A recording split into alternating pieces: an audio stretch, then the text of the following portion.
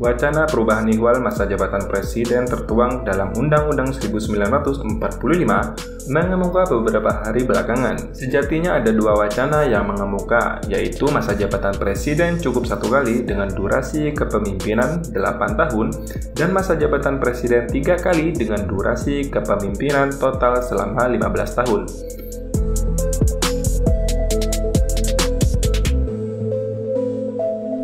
Namun, publik kadung tertarik dengan wacana yang nomor 2. Mengapa? Sebab hal itu berpotensi memperpanjang masa jabatan Presiden Joko Widodo yang akan pungkas pada 2024 mendatang. Wacana itu bersumber dari penuturan Wakil Ketua Majelis Permusyawaratan Rakyat Republik Indonesia dari fraksi Persatuan Pembangunan Asrul Sani di Komplek Parlemen Senayan, Jakarta. Menurut dia, usulan itu baru sebatas wacana, misalnya masa jabatan presiden cukup satu kali, namun dengan durasi kepemimpinan 8 tahun.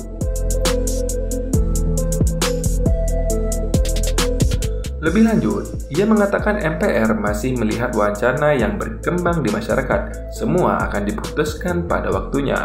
Saat ini, jabatan presiden diemban oleh Presiden Joko Widodo. Ini merupakan periode yang kedua di kepemimpinan Presiden Jokowi. Sebelumnya, ex-wali kota Solo itu didampingi oleh Wakil Presiden Yusuf Kala dalam mengarungi masa jabatan 2014-2019.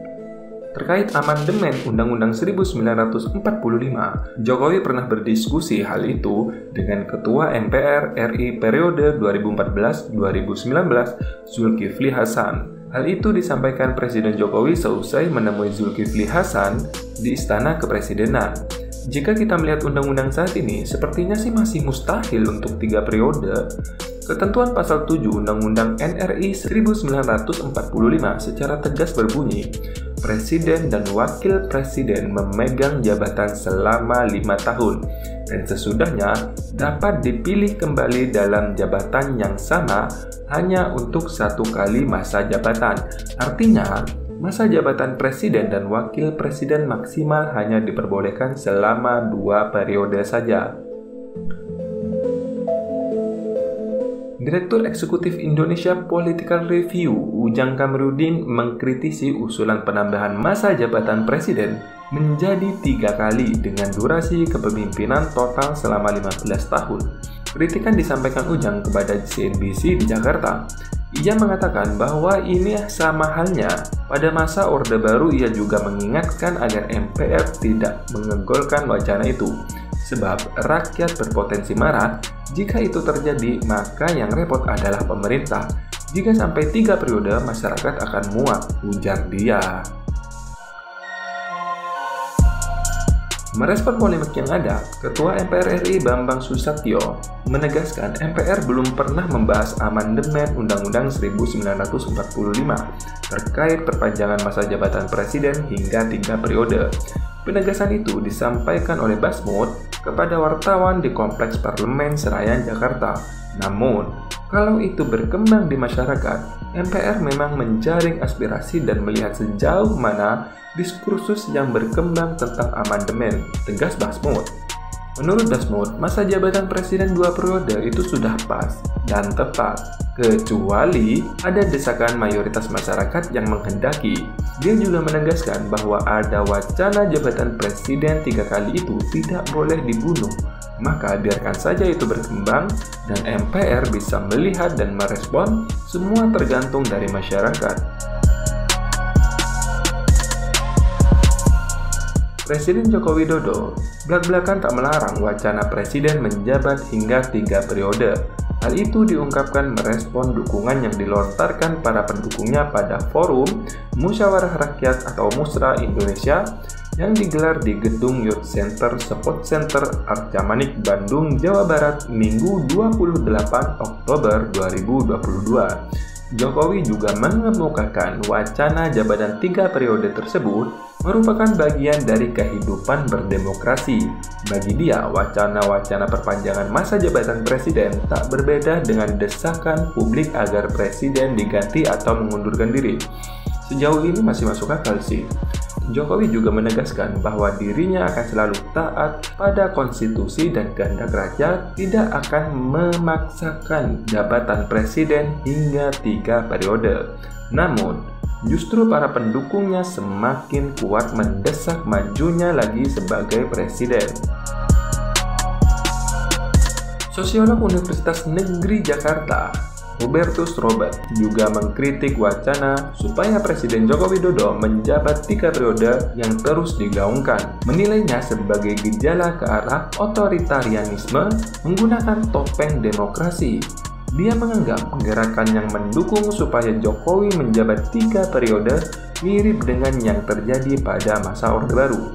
Di masa Orde Baru, kelompok fraksi Angkatan Bersenjata Republik Indonesia atau ABRI, serta sejumlah menteri yang pro pemerintah, kerap mengklaim Soeharto masih didukung oleh rakyat untuk terus berkuasa.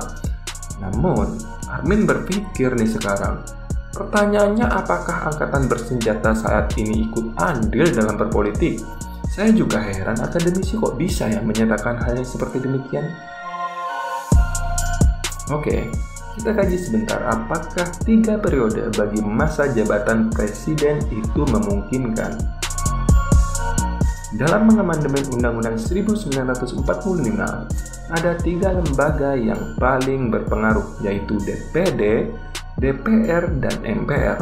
Fungsi legislasi DPD adalah pengajuan usulan rancangan undang-undang dan pembahasan rancangan undang-undang yang nantinya memberikan pertimbangan kepada DPR.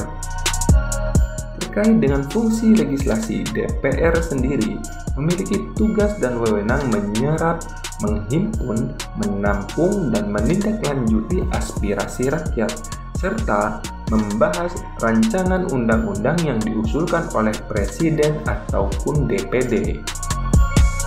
Dan perlu diketahui, Majelis Permusyawaratan Rakyat atau MPR saat ini bukan lagi merupakan lembaga tertinggi negara. Ia adalah lembaga yang sederajat dengan lembaga lainnya. Dengan tidak adanya lembaga tertinggi, maka tidak ada lagi sebutan lembaga tertinggi negara dan semua lembaga disebutkan dalam Undang-Undang 1945 adalah lembaga negara. Khusus dalam hal masa jabatan presiden 3 periode, maka tugas MPR di sini hanya sebatas mengubah dan menetapkan undang-undang dasar saja, melantik presiden dan wakil presiden, serta mengangkat dan memberhentikannya, memutuskan usulan DPR berdasarkan putusan Mahkamah Konstitusi, sebagaimana yang tertuang Pasal 1 Ayat 2 Undang-Undang 1945, perubahan ketiga bahwa kedaulatan berada di tangan rakyat dan dilaksanakan menurut Undang-Undang Dasar. Ketentuan mengenai keanggotaan MPR tertuang dalam Pasal 2 Ayat 1 Undang-Undang Dasar 1945. Jadi, 3 periode itu sebenarnya mungkin jika DPD mendapat usulan dari masyarakat. Pertanyaannya selama ini, apakah suara masyarakat ini sudah terwakili oleh DPD dan DPR selama ini? Bagaimana pendapat Anda?